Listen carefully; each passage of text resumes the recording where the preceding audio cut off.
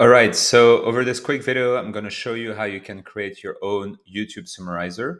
This is super helpful if you don't want to pay for any tool, but also more importantly, if you want to run your own YouTube Summariser locally and tailor the input and the output and of like the analysis that you want to run on your videos. Personally, I've used it in product management where I scrape videos from competitors to identify workflows, problems that customers face, the solutions that they have already explored. And whenever I scrape like a video about a competitor, it gives me like very concrete ideas about how my competitors are addressing the pain points of my potential clients. And this also helps me identify potential gaps in the features that I could still build, but also help me benchmark whatever I need to build to match what my competitors have already implemented. So let me show you how this works. So this script works in 3 steps. The first step consists in getting the transcript of the YouTube video. Step 2 is where we're going to add that transcript to a database. And step 3 is where we're going to query that database and answer a series of questions that we might have about the video. In this case, I created a YouTube summarizers for product managers.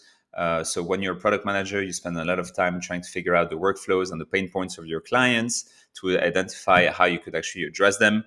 And because right now I'm building a CRM for public adjusters, I wanted to quickly identify and upload videos of my competitors to identify the workflows that they're tackling and how they are tackling them with their features to identify potential gaps. And this would help me eventually figure out what to build.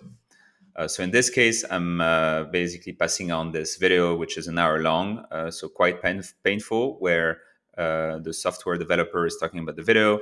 And what I'm doing then is I'm essentially passing the YouTube URL here, and then I'm specifying, okay, I want to analyze this video for public adjusters. And what it's going to return is a set of problems that might have been raised throughout the call. So communication overload, inefficient CRM systems. What are the alternatives that public adjusters have explored in the past? How would the ideal outcome look like for public adjusters if they were to adopt a new CRM? What are the gaps? How is the product that is being discussed in the video addressing those gaps?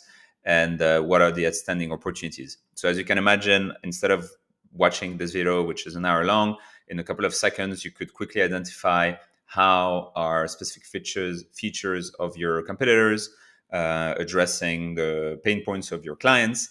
And this will help you determine how you should benchmark yourself, but also identify potential opportunities of new features that you want to release. So now I'm going to show you the code, how you can implement it. The code is on my GitHub. It's free, it's publicly available. You can just download it if you want.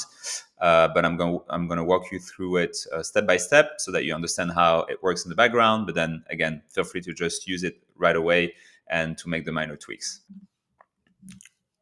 All right, so here is the code. So as I said, there are 3 main steps. So the first step is extracting the video ID to then fetch the transcript. So those are the 2 functions that we're going to review. Then step 2 is where we're going to process the video to add the transcript to a database that we're going to be able to RAG. As you can see here, we're actually doing it using Chain. And then finally, the last step is where we're going to query. So in other words, where we're going to ask a list of questions about the content of the video using app.query, again, coming from Chain. And then finally, this is the main function where we're essentially using Streamlit. Streamlit is essentially a deployment platform where you can add some front end, some very simple front end to your backend. So that you can run apps that you can share around with your network or your friends or whatever. So to show you how this would look like, again, so if we go back to the example, so in this case, we would pass as inputs the YouTube video URL. We would specify public adjusters in my case, and then what this would return is a set of problems, alternatives, ideal outcome, gaps, product, and opportunities. So again, super relevant. If you're a product manager, you pass it an hour-long video, and then in 10 seconds, it's going to tell you if there are some workflows that were discussed, how the product that is being presented actually addresses each of these workflows, challenges, and so on and so forth. So again, super powerful, but let's go back to the code. So here's a Jupyter notebook where I'm actually breaking down every function that we saw into separate blocks so that it's easier to look at the results. So as I said, in step one, we're essentially extracting the video ID. So with this function, we would return something that looks like this. So this is the video ID. And then we're going to pass this video ID as a parameter to the fetch transcript function. So here in this case, we're doing it like that in this block where we're passing the ID, and this is returning the transcript of the 1 hour long video. So again, this is happening in a couple of seconds, 2.4 seconds. And then we're going to add this transcript, which is in the format of text. And this is where it's very powerful because we're not actually transcribing audio to text. It's already been done directly via the subtitles of YouTube. So you're going to add actually using ambient chain. So here we're creating an app instance from ambient chain, which essentially, like in very simple terms, you're going to add the transcript that we saw directly to the database, like an instance of the database that is getting created every time you run the script. So in this case, we are adding this content, so this transcript to the database that we're finally going to be able to query directly in the last step.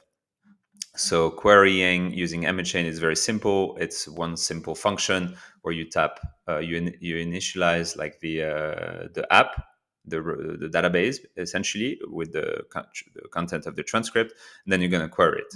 So here in this example, we're querying it with what is the main message of the video. It's very simple, but it's going to return you like some information about that video.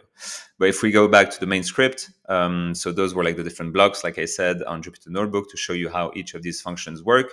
But when you tie them all together, essentially here you have this main function where you have two different inputs. So you have the secrets of my OpenAI API key. Obviously, this is all using LLMs. So you will need like an OpenAI API key to run it that you will add to your secrets. But you would have two inputs, so your YouTube URL and your audience. And then essentially, in my case, if you want to keep the script unchanged and you want to use it as a product because you're a product manager, essentially, if you want to figure out the problems that are being discussed in the video, here is the query that is going to be asked to the database. So what are the main workflow challenges that audience, so it's a dynamic value, but in this case, it would be public adjusters, face in their day-to-day work regarding the query alternatives. So what are the alternatives that public adjusters have tried to implement, and so on and so forth. So if we go back to how it looks like, so in the alternatives, by asking those questions about the video, you can see that they're talking in the video about like using whiteboards and spreadsheets, about using CRM systems already, but that are quite generic. So that lack specific features tailored to public adjusters. Some other issues regarding like support from customer service reps. So this is typical of like niche industries where you have long established CRMs that have been around for like 20 and 30 years. They're probably like short on, good customer service. So all of those information are super insightful for you as you are developing your product. So whether you're a product manager, but also as an entrepreneur, you could use those insights to actually find a business ideas. Sorry. So that's it.